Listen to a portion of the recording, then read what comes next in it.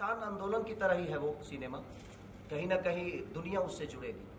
और प्रदीप भैया ने बहुत खर्चा किया उस सिनेमा को बनाने में, जो भी ज़रूरत की चीज़ें हुई, हमें कभी ये नहीं महसूस होने दिया कि हाँ ये नहीं होना चाहिए, ये लोकेशन पे अगर आपका शूट नहीं हो रहा है और ये लोकेशन सिनेमा के लिए अच्छा नहीं है, तो इन्होंने बोला और महंगा अगर लोकेशन हो तो आप करिए, सिनेमा अच्छा बनाइए। क्योंकि कब तक आ रही है? रिलीजिंग डेट तो अभी शायद नहीं आया है, अप्रैल में रिलीज होगी वो, इस महीने के बाद। किसान आंदोलन को समर्थन कर रही है ये मूवी? बिल्कुल किसान आंदोलन को समर्थन करेगी, क्योंकि देखिए कहीं ना कहीं करप्ट किसान नहीं होता है, क्योंकि वो मेहनत करना जानता है सर। टेबल पे बैठ के हम लोगों के बारे में सोच लेते हैं, कभी किसान के खेत में जाकर सोचिए, तब समझ में आता है कि अगर हम जिंदा हैं तो उसी धान के बदौलत, उसी गेहूं के बदौलत, उसी चावल के बदौलत, उसी दाल के बदौलत, क्योंकि हमारे पास अरबों, चाहे अडानी हो, चाहे अंबानी हो, चाहे दुनिया का कोई भी अरबपति आदमी हो, ये दिमाग में रख लीजिए कि पैसे खाना होना तो शायद आप एक दिन जिंदा नहीं रहेंगे, लेकिन अन्न अगर मिले तो शायद आप आजीवन जिंदा रह सकते हैं। तो मेरे कहने का मतलब जे किसान को उसके हक की चीज़ मिलनी चाहिए, और वही कहानी हम लोगों ने लिट्टी चोखा में पिरोया है।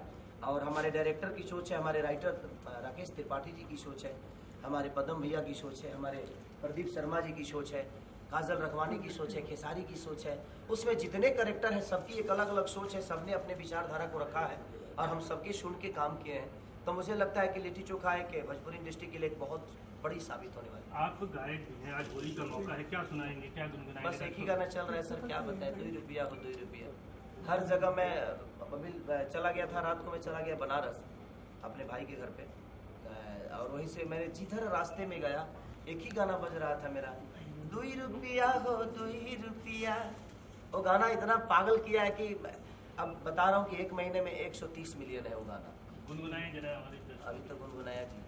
एक्चुअली गला मेरा, मैं 4 दिन से तबीयत खराब में हूँ और इनको पता है, क्योंकि मैं गाऊंगा तो फटे बांस की तरह गाऊंगा। अरे 2 रुपया हो 2 रुपया, चोली रंगाई दे हो 2 रुपया हो, साया रंगाई पौने 2 रुपया। आज हर घर में भी ये गाना बज रहे हैं।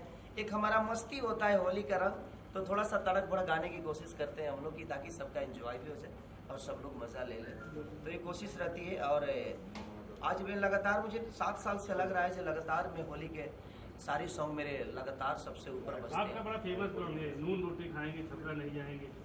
सर छपरा नहीं जाएंगे ऐसा नहीं है, वो गाने का भाव था, हम छपरा छोड़ के कहाँ जाएंगे। एक्चुअली गाना था, वो एक मजाक था और मैंने गा दिया, नून रोटी खाएंगे जिंदगी संग ही बिताएंगे। सबका डर से हुए फराई, बताइए लड़की लेके भागेंगे तो उस टाउन में क्या करने जाएंगे। वो एक प्रेमी प्रेमिका का संवाद था कि सबका डर से हुए हैं फरार, अब छपरा लौट के नहीं जाएंगे।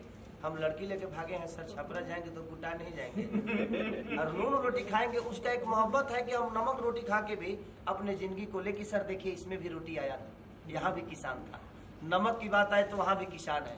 हमारे जीवन के अगर देखा जाए तो सबसे बड़ा कोई हीरो है तो सर किसान ही है। जय जवान जय किसान। देखिए हमारे देश की भी रक्षा अगर हमारा जवान करता है तो कहीं ना कहीं अन्न खा के ही करता है। तो मुझे लगता है कि अगर देखा जाए तो सर्वोपरि अगर माना जाए तो हमें किसान को मानना चाहिए, क्योंकि किसान अगर नहीं होता तो हमारे जीवन में कोई भी बड़ा आदमी चांद पे भी जो जाता है वो रोटी खा के ही जाता है।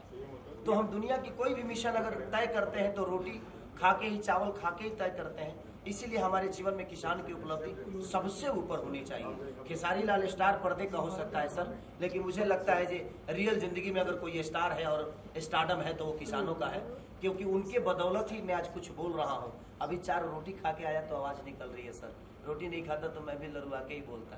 तो किसानों को लेकर के आप बहुत मतलब एक तरीके से दुश्मन में, सरकार क्या लगता है सरकार नहीं सुन रही है, क्या कहें? देखिए सर, सरकार की बातें तो मैं नहीं जानता, क्योंकि मैं सरकार में नहीं हूँ। मैं सरकार, जिस तरह सरकार मेरे से है मैं उससे नहीं हूँ। तो मुझे ऐसा लगता है कि सरकार को इस पहलू पे काम करना चाहिए, जब उनके सामने थाली में रोटी आती है ना तो सरकार के हर आदमी खाता है सर, चाहे वो मुख्यमंत्री हो, चाहे प्रधानमंत्री हो, चाहे गृह मंत्री हो, चाहे कोई भी मंत्री हो सर। मैं पढ़ा लिखा कम हूँ इसलिए कम मंत्रियों का नाम जानता हूँ। तो मुझे ऐसा लगता है कि जब सामने थाली में रोटी आती है ना तो एक बार उनको, उन किसानों की तरफ देखना चाहिए सर, क्यों किस दर्द से हमारे थाली में वो 2 रोटी देने का काम किया है। हमें अगर कोई सरकार किसी किसान के लिए करता है तो सर साल में 1 बार करना है उसको, 1 बार बिल पास करना है, चाहे कोई भी तकलीफ हो उसको 1 ही बार करना है। लेकिन किसान हर दिन अपने पसीना बहा के और आपके लिए सालों भर की रोटी की व्यवस्था करता है। तो हमें लगता है कि हमारे अगर कोई असल माँ बाप है, अगर कोई असल हमारी ज़िंदगी का रक्षक है, तो कहीं ना कहीं वो किसान है, जो कि हमारे जीवन में सबसे बड़ी उपलब्धि किसानों की। सरकार के लोग क्या लगता है नहीं समझ पा रहे ऊपर। देखिए, ये तो व्यक्तिगत विचारधारा हो गया कि वो क्या समझते हैं, और कि जब तक नहीं समझेंगे तो हम इतने भी कमज़ोर थोड़ी हैं सर। हम भी किसान के बेटे हैं, हमने जब तक लड़ना होगा अपने हक के लिए लड़ाई लड़ेंगे, चाहे वो जिस लेवल पे हो।